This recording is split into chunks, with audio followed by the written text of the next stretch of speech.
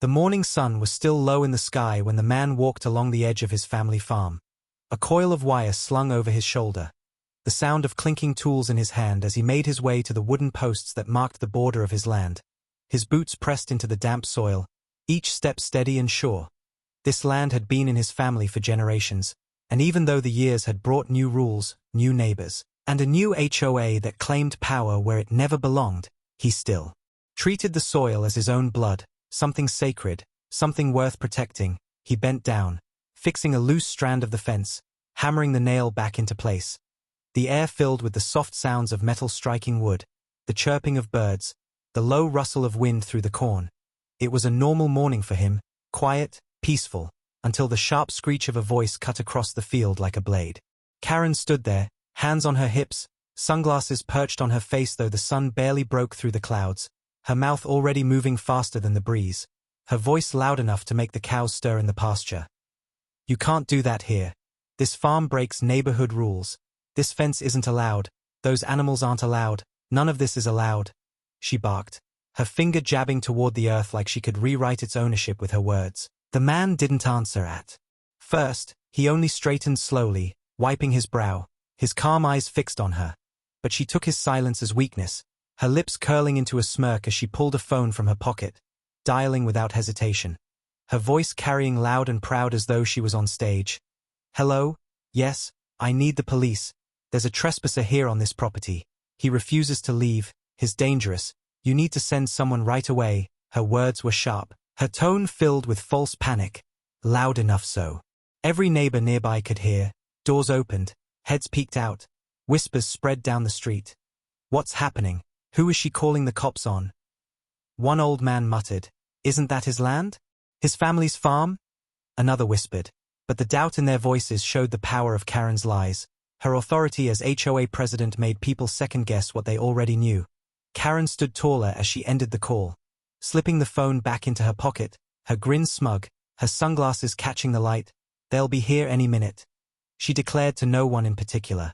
"And when they arrive, you'll be removed, once and for all. This farm doesn't belong here, and neither do you." The man leaned against the fence post he had been repairing, his face calm, almost too calm, his eyes unreadable.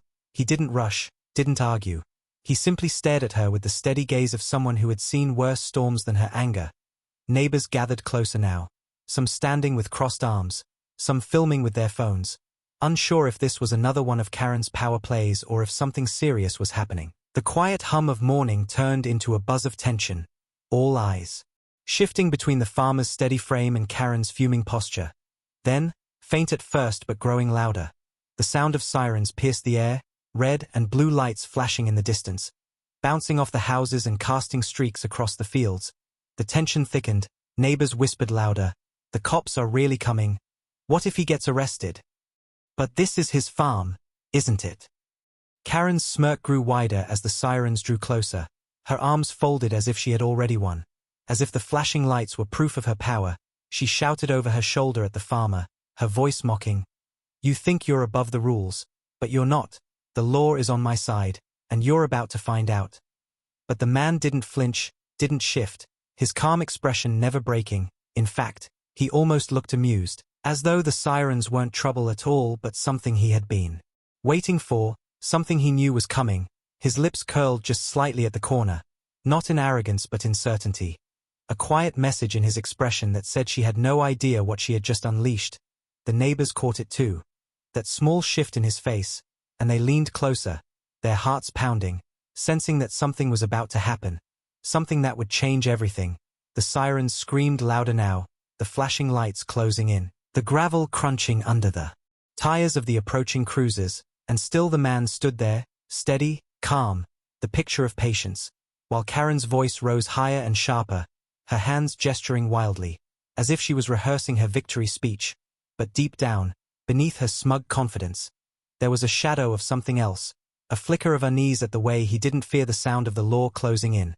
At the way his calm seemed stronger than her noise. The sirens drew near, and the farm became a stage, every neighbor watching, every phone recording, the air thick with suspense, waiting to see how this battle between arrogance and silence would explode once the flashing lights finally arrived. The gravel cracked under heavy tires as two cruisers rolled to a stop, red and blue lights flashing across the quiet street. Doors opening with a click. The officers stepping out with straight shoulders and cautious eyes, hands resting on their belts as they scanned the scene. Neighbors crowded closer. Phones raised high, whispers buzzing like insects in the heavy air. Karen was the first to move, rushing forward, her heels sinking slightly into the soft ground as she waved her arms wildly. Her voice pitched loud enough for the whole neighborhood to hear. "Officers, over here. Thank goodness you came so quickly. That man is trespassing. He refuses to leave. He's dangerous. You need to remove him before he hurts someone." Her words flowed fast, polished, rehearsed, her hand jabbing toward the farmer. Like he was a criminal caught red-handed. The officers exchanged quick glances.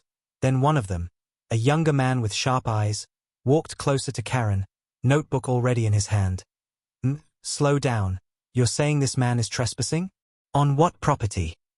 Karen flipped her clipboard forward like a shield, tapping the top page with her long nail. "This property. The HOA jurisdiction covers this area. His so-called farm is out of compliance with our rules. It violates zoning. He's been warned, and now he's defying us openly. He has no right to be here." The neighbors murmured louder, some shaking their heads, some whispering, "That's not true. His family's owned this land forever." But Karen pressed on, her voice sharp. "He doesn't belong here. This is a neighborhood, not farmland. He needs to be taken off before this turns ugly." The officer scribbled quickly, then nodded toward his partner, who began walking toward the farmer. The man hadn't moved, still leaning lightly on the fence post he'd been repairing, his hat low against the sun, his face calm, his body steady, as though the flashing lights and loud accusations meant nothing. The officer stopped a few feet away, his voice firm but not unkind. "Sir, we need to see some identification, just to confirm who you are and why you're here." Karen laughed, loud and sharp, cutting across the moment. "Don't waste your time. He has no papers, no rights. Just get him out of here." Her confidence rang like a bell, certain the sight of police would finish him, certain that her word was enough to bury him. The farmer raised his eyes slowly, meeting the officer's gaze, his voice low and steady, carrying more weight in its quietness than Karen's shouting ever could. "Identification?" he asked, his tone calm, almost casual. The officer nodded, hand resting near his belt. "Yes, sir, if you have ID. That would help clear this up." Karen's grin widened, her sunglasses glinting as she folded her arms, already savoring the moment she thought would be his defeat. The farmer reached slowly into the pocket of his worn jeans, pulling out a leather wallet, worn but clean. He held it steady in one hand, flipping it open not to reveal a driver's license, but something heavier, something gleaming, something that caught the light with authority.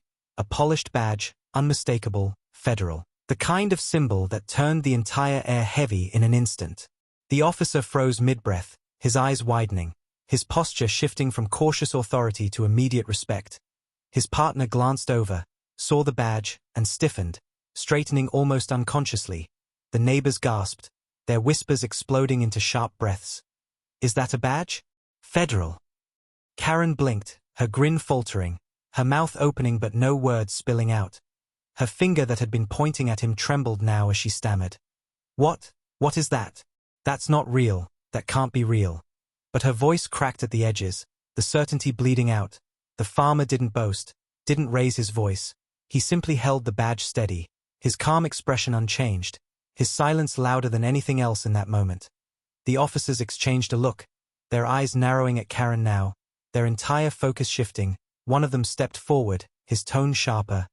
"We're going to need you to explain exactly why you made this call. And you'd better be very clear." Karen's face flushed red beneath her makeup, sweat beading on her forehead. She sputtered, I was protecting the community. He doesn't belong here." But her words stumbled, her smirk gone, her authority slipping fast. The neighbors' phones kept recording, capturing every second. The farmer slid the wallet shut, tucking the badge away without a word, his calm smile just barely visible. The kind of smile that said he had been waiting for this moment all along. The sirens had arrived, the police had come, but it was not him they were looking at anymore. It was her. And everyone knew it. The crowd that had gathered around the edge of the farm seemed to lean forward all at once, every phone lifted higher, every whisper dying down into silence. the air heavy with the sound of the wind moving through the crops. The police lights flashing red and blue against the wooden fence and the farmer's steady face. Karen's hand was still frozen mid-gesture, her finger that had been so sure, so sharp, now trembling slightly as her eyes locked on the badge she had just seen. Her mouth opening and closing without sound, the farmer stood there with the calm weight of a man who had nothing to fear, his wallet still open for the officers, the polished federal badge catching the sunlight in a way no one could mistake. The younger officer leaned closer, his eyes scanning the details, his voice lower now, different, filled with respect. "Sir, are you currently active?" The farmer nodded once, his voice quiet but solid, active and authorized. "This land is mine and has been under my family's name for over a century. It doesn't fall under HOA jurisdiction. I suggest you check your records before listening to false reports." His tone wasn't angry, it was controlled, the kind of calm that made men listen because they knew it was backed by authority. The sergeant stepped forward, his expression shifting from suspicion to recognition. "Understood, sir," he said, his head dipping just slightly in acknowledgement. The neighbors gasped, whispering louder now, "His federal? He works for the government." She called the cops on a federal agent?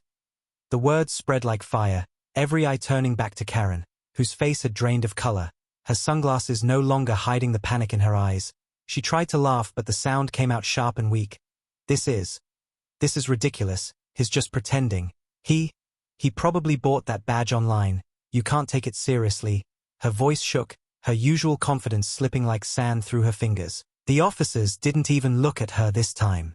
Their eyes stayed on the badge, their questions directed only at the farmer. "Sir, do you want to press charges for a false report?" One asked carefully, his tone respectful. Karen's head whipped around, her jaw dropping. "Charges? Against me? I was protecting the neighborhood, I was doing my job." Her voice cracked, growing shriller with every word. But no one was nodding with her anymore, not even the neighbors who used to bow to her power. The farmer closed his wallet slowly, tucking it back into his pocket, his face unreadable, his silence heavy. Karen stepped back a little, sweat glistening on her forehead as she tried to gather herself. "He's dangerous, can't you see? He's manipulating you. This whole farm is a violation. I was right to call." But her voice lacked the bite it once had. The neighbors' phones captured every word, the police kept their calm stances, and the farmer finally spoke, his voice low but strong, cutting through her panic like a blade. "You called 911 and lied. You told them I was trespassing on my own land. You wasted their time, their resources, and endangered me in front of my neighbors with false accusations. That's not protection, that's harassment." The crowd erupted with murmurs. Nods, a few even clapped quietly. Karen's eyes darted from one face to another, seeing no support, her smirk gone completely. The officer's pen scratched quickly against his notepad, his voice flat as he looked at her. "You made a knowingly false report, that's a serious offense." Her lips parted, her words tumbling out desperate. No, you don't understand, I'm the HOA president, I'm in charge here, you can't just." But the sentence broke off when the sergeant raised his hand. His calm authority shutting her down instantly. Your position doesn't place you above the law, and from where I'm standing, it looks like you've abused it." Her breath hitched, her chest rising and falling quickly, her eyes flicking back to the farmer, who still hadn't moved from his place by the fence, his calm gaze steady, his posture unshaken. The truth was clear now, the moment undeniable. Karen had dialed 911 to destroy him, but the badge he revealed had turned the tables completely. She wasn't the enforcer anymore, she was the one cornered, her power stripped away in front of everyone, and for the first time, she had nothing left to say. Karen's mouth opened and closed like a fish pulled from water. The confidence she wore like armor now stripped away piece by piece, her hands fluttering toward her clipboard as though the stack of HOA notices could save her. The papers flapping weakly in the breeze, but nobody was looking at her rules anymore. All eyes were on the farmer, on the quiet authority in his stance, on the badge he had revealed and then tucked calmly back into his pocket. The officers stood straighter in front of him, their tone careful and respectful. While their eyes cut sharper toward her, the crowd pressed in closer, phones raised, neighbors whispering louder, some shaking their heads, some muttering, "She's finally caught," and others whispering, "I knew she'd push too far one day." Karen swallowed hard, her voice cracking as she tried to find her footing. This is a misunderstanding. I didn't mean to cause trouble, I just thought. But her words faded, drowned out by the heavy silence of people who no longer believed her. The sergeant's voice broke the quiet, slow and steady. The call you made was not a misunderstanding. You stated clearly this man was trespassing, that he refused to leave, that he was a danger. None of that is true, and you know it. Karen's lips trembled, her head shaking too quickly. No, I was just protecting the neighborhood. I thought he was breaking the rules. She pointed at the crops, at the animals in the pasture, at the simple wooden fence he had been repairing. Look at this place. It doesn't fit the community. It doesn't belong here. He doesn't belong here. Her voice grew shrill, her desperation spilling into every word. But the neighbors only frowned, some muttering, "It was here before we were." Others shaking their heads in disgust. The officer beside the sergeant flipped open his notepad, his pen scratching. You've wasted emergency services and filed a false report. That's a chargeable offense." Karen's voice rose in panic. No, you can't charge me. I'm the HOA president. I have authority. I was doing my duty. Her tone cracked on the last word, the edges of it thin, breaking. The sergeant turned slowly toward her, his eyes narrowing. Authority doesn't give you the right to lie. Authority doesn't mean the law bends for you. The crowd hummed with approval, their whispers turning sharper, bolder now that they sensed the shift. Phones held steady to catch every second of her unraveling. Karen's eyes darted wildly, searching the crowd for a friendly face. But the other board members who once stood at her side were silent, their arms crossed, their eyes down, unwilling to be dragged into the storm. The farmer still hadn't moved far from his post, his voice calm when he finally spoke, his tone heavy with quiet weight. "This isn't the first time, officers. She's been harassing me for months, petty fines, false notices, threats, all because she wanted this land. But this farm is mine, and her rules don't reach this soil." The words landed heavy, neighbors nodding, some murmuring in agreement. One older man from across the street spoke loudly. "He's right. This farm was here before the subdivision, before the HOA, everyone knows it," another woman added. "She just didn't want him here. She's been trying to push him out for years." Karen's face flushed deeper red, her voice cracking as she shouted, "That's not true. They're lying, he's lying, you're all lying." But the harder she shouted, the weaker she sounded, her power evaporating under the weight of her own panic. The officers looked at her with cool professionalism now, their respect gone, their patience thin, the sergeant's voice cutting like ice. "I suggest you stop talking before you make this worse for yourself. We'll be filing a report on this, and you'll be hearing from us soon." Karen's knees wobbled, her mouth quivered. She opened her mouth again but no words came, her voice completely lost. The farmer lifted his head slightly, his eyes calm, his voice low but steady. "You called the law thinking it would crush me, but the truth doesn't bow to your lies, Karen, and now everyone here sees it." The silence that followed was thick, the neighbors staring at her with narrowed eyes, the cameras recording her shame. And for the first time in years, Karen, the self-proclaimed queen of the neighborhood, stood without a crown, her words meaningless, her control shattered, and the only sound that carried was the low who the farmer stayed quiet for a long moment, letting the silence crush down on Karen as she shifted nervously on her feet, her clipboard shaking in her hands, her eyes darting left and right as if she could still claw back the authority that was slipping through her fingers like water. The neighbors stared, phones recording, their murmurs growing sharper, louder, no longer whispers of doubt but comments of anger and disgust. The officers waited too, their pens still, their gazes locked on him, expecting more, and finally he reached into the canvas bag slung over the fence post, pulling out a thick envelope, the edges worn, the papers inside stacked neatly and sealed with care. He held it steady, not waving it like a weapon but presenting it like evidence, his voice steady and low, each word landing like a stone. "This farm was here long before the HOA, long before these houses, long before Karen ever held a clipboard.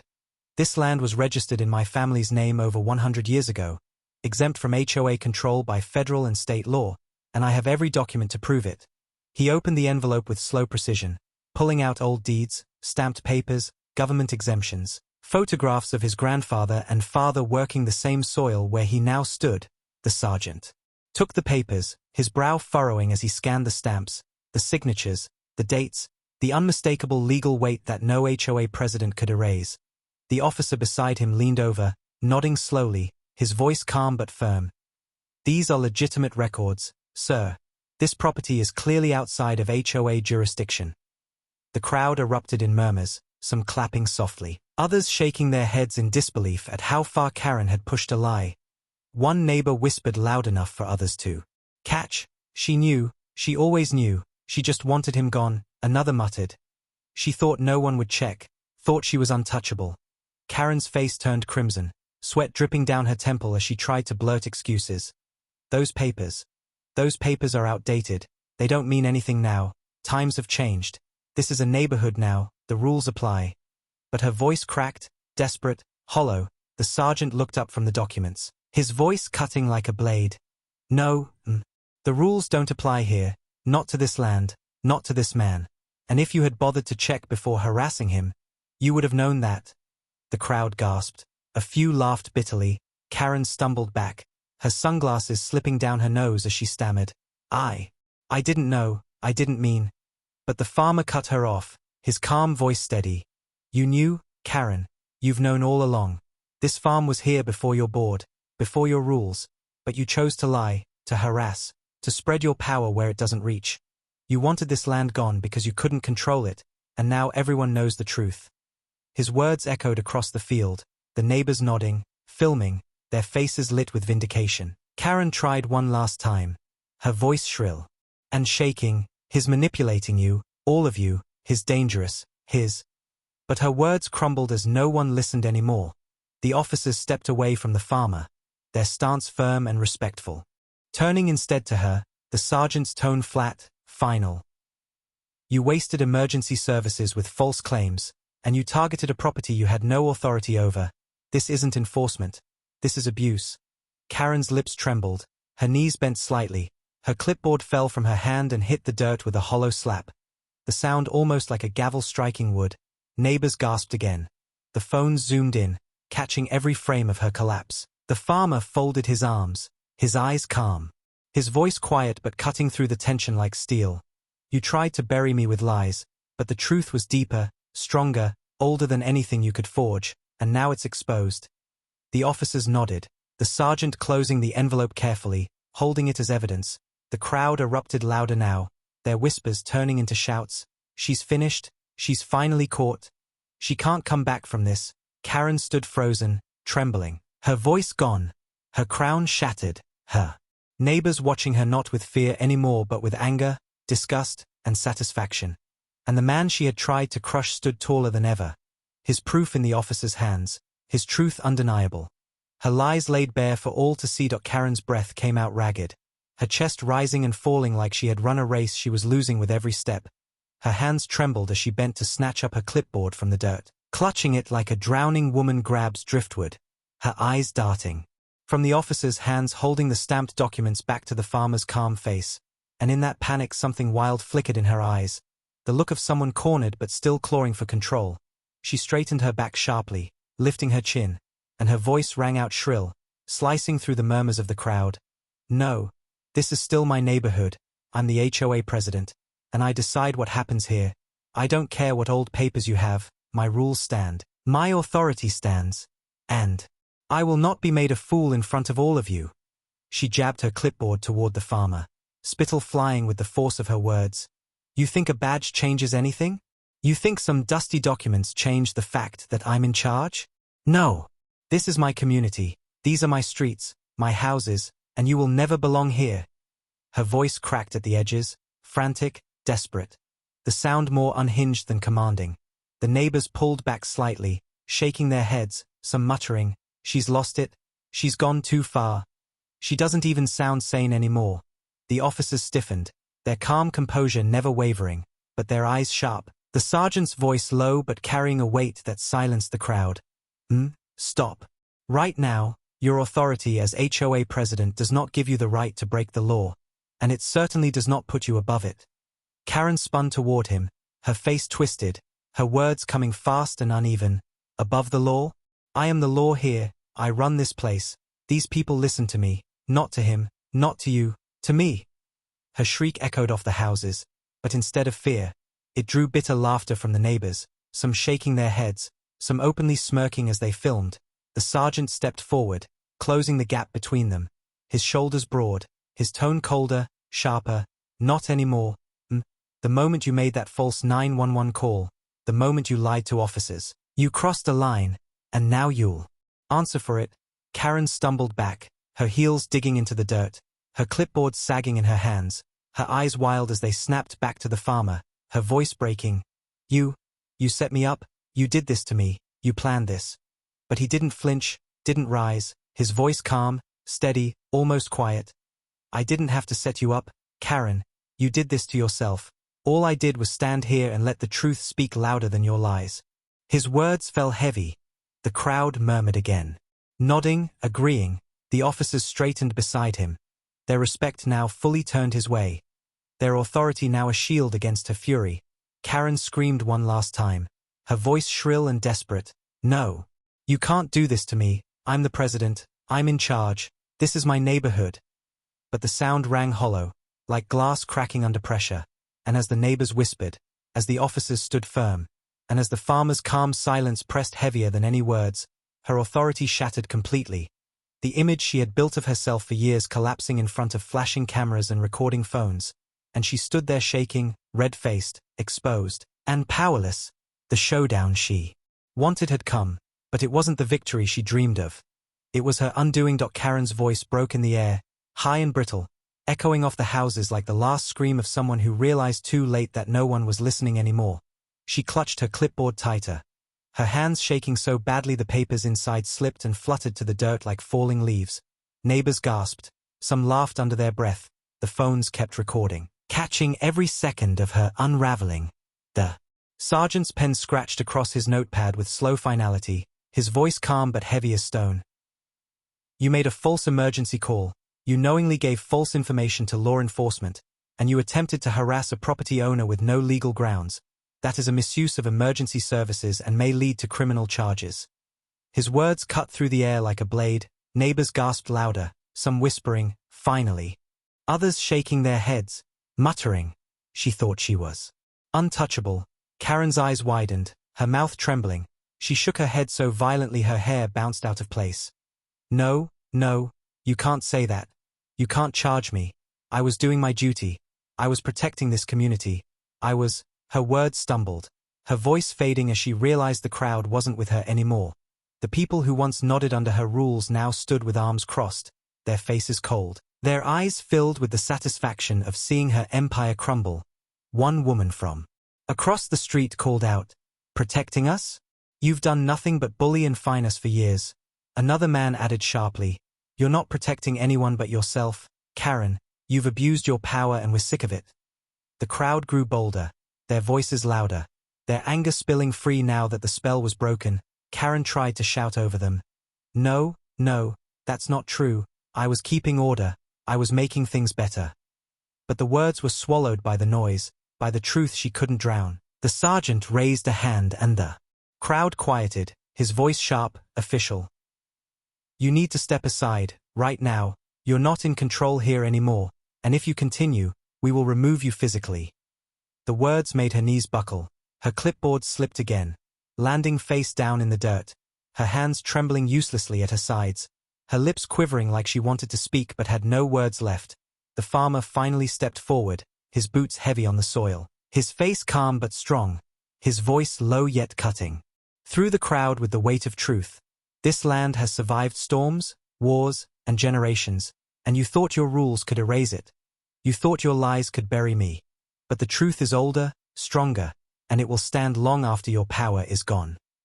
The neighbors broke into cheers, some clapping, some raising their phones higher, the sound rolling over Karen like thunder, her face twisted with shame, tears forming at the corners of her eyes, her shoulders sagging. She muttered desperately, No, this isn't fair. This isn't how it's supposed to end." But her voice was drowned by the applause, by the approval of people who had waited years for this moment.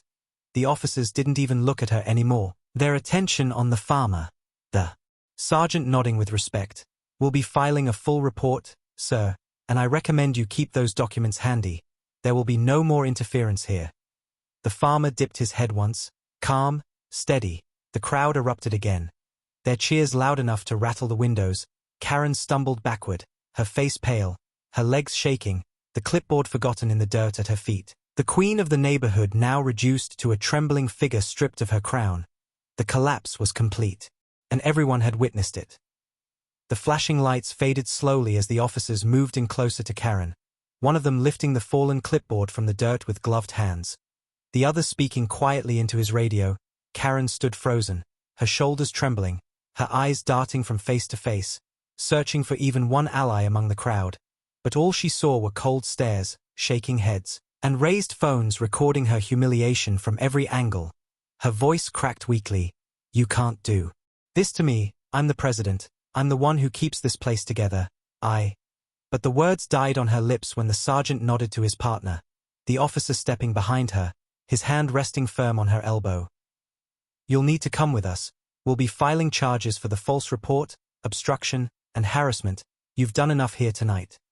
The neighbors gasped and then broke into cheers, loud and unrestrained, clapping and whistling as the woman who once ruled over them, with fines and threats, was led slowly toward the cruiser, her clipboard tucked away as evidence, her voice reduced to a trembling whimper. "This isn't fair. This isn't how it's supposed to be."